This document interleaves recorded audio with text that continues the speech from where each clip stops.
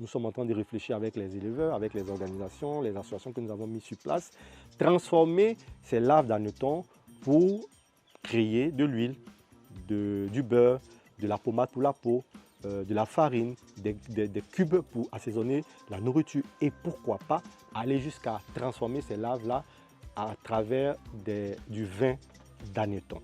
Et ça nécessitera beaucoup de matières premières et il faut qu'on s'intéresse à ça pour la créer. Hello, aujourd'hui Cap sur Beaunois pour rencontrer un entrepreneur ivoirien qui se distingue par une activité atypique et lucrative. Suivez-nous pour en savoir plus. Bonjour Agence Ecofin, bienvenue dans l'univers passionnant des hannetons.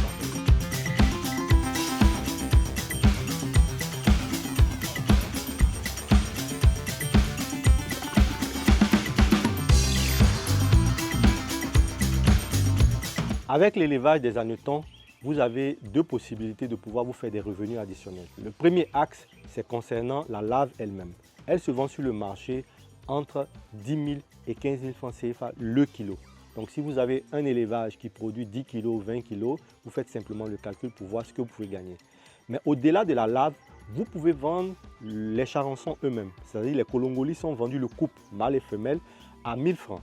Donc si vous voulez vous spécialiser en élevage de colongolis, vous avez cette possibilité de vendre les couples, ou vous avez une possibilité de vous spécialiser en la larve, vous allez vendre le kilo aussi, comme je l'ai dit, entre 10 000 et 15 000.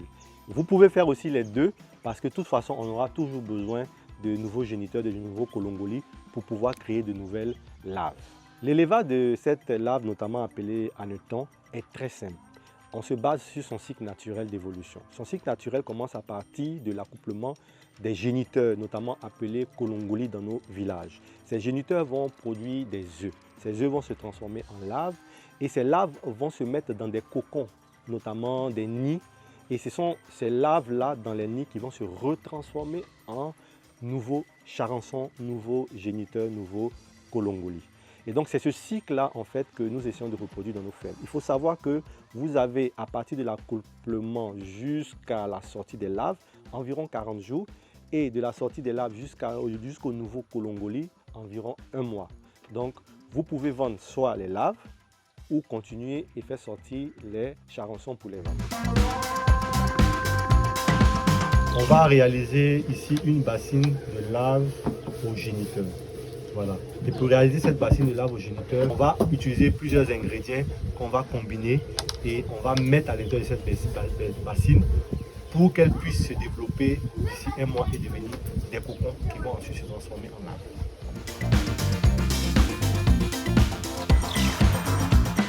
Là, on a fini la confection du bac. Okay. On va maintenant verser les larves au milieu pour qu'elles puissent rentrer, qu'elles prennent possession de leur bassine.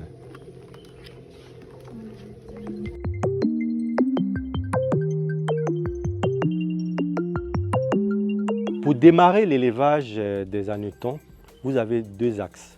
Le premier axe, c'est en tant qu'investisseur, vous avez de l'argent pour mettre dans cette filière et tout de suite, vous achetez les bacs et à l'intérieur des bacs, vous avez tout ce qu'il faut pour que le bac puisse produire 1 kg à 1,5 kg. Cet investissement tourne autour de 15 000 francs par bac. Donc c'est facile de faire le calcul en multipliant le nombre de bacs qu'on veut. L'autre côté, c'est quand on est en situation difficile où on veut partir à partir de rien, à partir de peu. En ce moment-là, on s'adresse directement à Mère Nature. On rentre dans la brousse, on récupère les larves, on récupère les cocons. Et on commence à faire des mises en bac pour transformer ceux-ci afin qu'ils deviennent des géniteurs. Parce que dans cette filière, le plus important, c'est d'avoir des géniteurs vierges pour pouvoir produire suffisamment d'œufs. Et là, vous avez besoin de formation, d'encadrement, de coaching. Sinon, l'intérieur des bacs ne sera pas bien fait et il n'y aura pas de production. Nous avons 3 objectifs clés.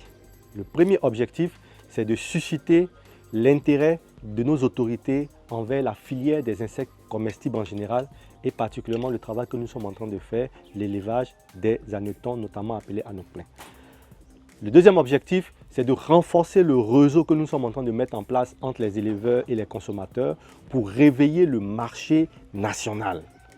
Et le troisième objectif que nous avons, c'est aller à l'extérieur pour susciter des investissements des partenaires ou trouver des partenaires qui vont nous aider à solidifier les acquis que nous sommes en train de mettre en place ici en Côte d'Ivoire pour faire des insectes comestibles une vraie filière solide qui peut aider le gouvernement et la population ivoirienne. Nous sommes ici dans le cadre des bacs de cocons. Les cocons, c'est les nids de la larve qui est en train de se transformer pour devenir géniteur. Donc ici, nous avons des cocons qui sont en gestation depuis 1 mois. Et là, on entend du bruit. Et à l'intérieur, ça veut dire qu'elle est en gestation. Alors là où il n'y a pas de bruit, on va faire un test.